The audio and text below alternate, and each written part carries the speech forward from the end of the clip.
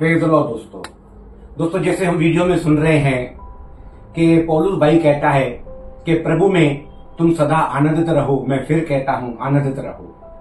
ये हमने पढ़ा था फिलिपियों की पत्री 4 अध्याय का 4 वचन। उसके बाद हमने पढ़ा था पहला थिस्सलुनीकियों 5 अध्याय उसका 16, 17, 18 वचन में। वहां भी लिखा है कि तुम सदा आनंदित रहो और हर बात में परमेश्वर का धन्यवाद करो, क्योंकि तुम्हारे लिए परमेश्वर की इच्छा यही है।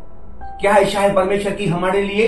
दुख में, सताव में, तकलीफ में, बीमारी में, गरीबी में, हर बात में धन्यवाद करें, यही परमेश्वर की हमारे लिए इच्छा है।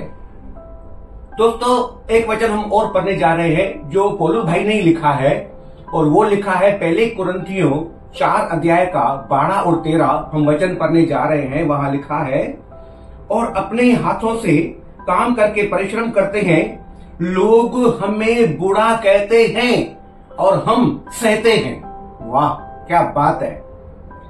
बोलता है लोग हमें बुरा कहते हैं, हम आशीष देते हैं।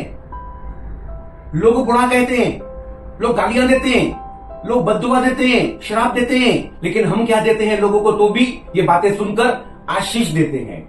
दोस्तों आज अगर आपके और मेरे जीवन में कोई हमको बुरा बोलता है तो हम क्या करते हैं? जरा अपने आप को टटोलो। क्या हम बुराई सुनकर बुराई के बदले बुराई देते हैं? जैसे पतरस ने भी अपनी पत्री में कहा है पहले पतरस 2 अध्याय में कि प्रभु किसी को गाली के बदले गाली नहीं देता था, दुख उठाकर किसी को धमकी नहीं देता था। प्रभु यीशु मसीह ने भी यही कहा, पौलुस ने भी यही कहा। अब ये करने की बारी आपकी और मेरी है, क्योंकि मैं आपको एक बात बताऊं दोस्तों, पौलुस ऐसा परमेश्वर का महान प्रेरित था जिसको बाइबल के अंदर 13 पत्रियों को लिखने का मौका मिला पवित्र आत्मा के द्वारा। और वो पौलुस प्रेरित कहता है कि तुम मेरी सी चाल चलो जैसे मैंने मसीह की चाल चली है। मसीह की चाल पौलुस भाई चला, पौलुस भाई की चाल हमको और मुझे चलना है। वही तो हर बात में पौलुस हमें सिखा रहा है। कलीसियाओं को लेटर भेजकर यही सिखाने की कोशिश कर रहा है कि तुम दुखों को मत देखो, परमेश्वर की ओर देखो। अब आगे पढ़ेंगे। लोग हमें बुरा कहते हैं, हम आशीष देते हैं।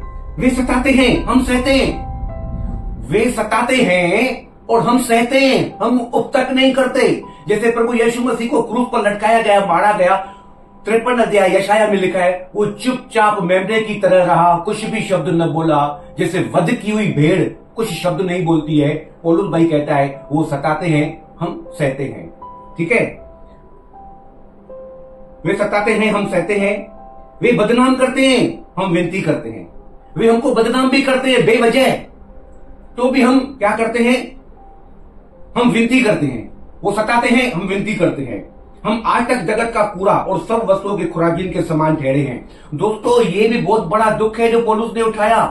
अब कहने का तात्पर्य यह है कि अगर पौलुस ने इतना दुख उठाया, दुख उठाने के बाद भी वो कुछ कुरकुराया नहीं, वरन धन्यवाद करता रहा और आनंदित रहता रहा। वही बातें हमको भी पौलुस कहता है, लेकिन कैसे? कुछ तो सीक्रेट होगा, कुछ तो उसके पीछे कुछ तो होगा। वो पौलुस हमें भी बताना चाहता है, देना चाहता है। मैं आपको एक बात बताता हूं, एग्जाम्पल बताता हूं। जैसे हम खाना खाते हैं, अगर कभी कभी बाय चांस खाना खाने में कोई हरी मिर्ची का पीस हमारे मुंह में आ गया और हमने खाया, तो हमारा मुंह क्या हो जाता है? जल जाता है। हमारा मुंह तीखा हो जाता है, क्योंकि हमारे मुंह में क्या हो गया? वो मिर्ची हमने खा ली और तीखापन हमारे मुंह में आ गया।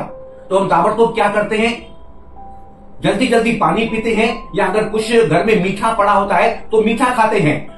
मतलब हमारे मुंह में मिर्ची है, हमारे मुंह में तेज का असर है, हम ताबड़तोड़ पानी पीते हैं या कुछ मीठा खाते हैं। क्यों? वो करने से क्या होता है? क्योंकि उस तेजपन का असर निकल जाता है। राइट? आप लोगों के साथ भी ऐसा कभी हुआ होगा, आपको अनुभव होगा इस बात का। मुझे भी इस बात का अनुभव है, जब बहुत ज्यादा मिर्ची लग जाती है, मुंह तीखा हो जाता है, तो कुछ ना कुछ मीठा खाता हूं या पानी पीता हूं, ताकि उस तो तीखेपन का असर खत्म हो जाए। इसीलिए प्रभु ने क्या कहा कि जहर भी तुम पर असर नहीं करेगा। जहर भी अगर तुम पी लोगे, अगर विष का भी कोई प्याला पी ले, तो भी वो हानि नहीं उठाएगा। तो उसी तरह एक जगह ऐसी है, एक स्थान भाई पौलुस के पास है, जहां पर हमारे दुख, तकलीफ, बीमारी, गरीबी जो हम पर असर करके बैठी है, अड्डा जमा कर बैठी है, उनका कुछ भी असर नहीं होगा अगर हम वो काम करेंगे तो जो पौलुस भाई कहता है। पौलुस भाई ने किया, अब हमको करने के लिए बोलता है। वो क्या है? आज वो सीक्रेट खुलने जा रहा है। वो ये है कि आप और मैं परमेश्वर की उपस्थिति में चलें, क्योंकि परमेश्वर की हुजूरी में आनंद की भरपूरी है। अगर आपको ये वचन पढ़ना है तो भजन संहिता 16 अध्याय का 11 वचन आपको पढ़ने के लिए मिलेगा। वहां भी बोलू भाई ने पढ़ा होगा पुराना नियम और अपना खुद भी अनुभव किया है कि ये तमाम दुख तकलीफ अगर इनका बेअसर होना है, करना है, तो एक ही जगह है, एक ही स्थान। ना दुनिया, ना कोई दुनिया की वस्तु, ना धन दौलत उस बीमारी को हमें नाश कर सकता है। कोई नाश नहीं कर सकता, कोई हमारे दुख को बेअसर नहीं कर सकता, केवल परमेश्वर की उपस्थिति। जब आप और मैं परमेश्वर की हुजूरी में चलेंगे, उसकी उपस्थिति में चलेंगे, तो तमाम दुख, वो पीड़ा, वो बीमारी, वो गरीबी, वो जो भी हमारे ऊपर असर डाल के बैठा है, वह असर बेअसर हो जाएगा, क्योंकि आप और मैं परमेश्वर के संग संग चल रहे हैं।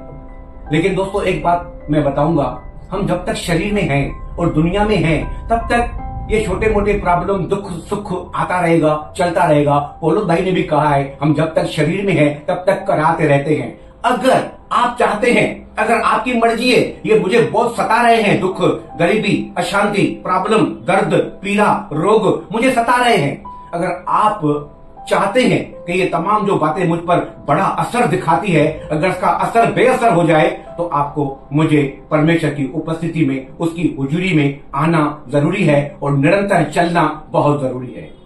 तो दोस्तों, हम कल कुछ नई बातों को लेकर आएंगे आपके सामने। वो ये है, आजकल YouTube पर भरमार चल रही है कि 23 सितंबर को रैप्चर होने वाला है। क्या होगा या नहीं होगा, इसको हम परमेश्वर के बाइबल के वचन के अनुसार विस्तार से खुलकर कल सीखने जा रहे हैं। तब तक के लिए गॉड ब्लेस यू। जय मसीह की।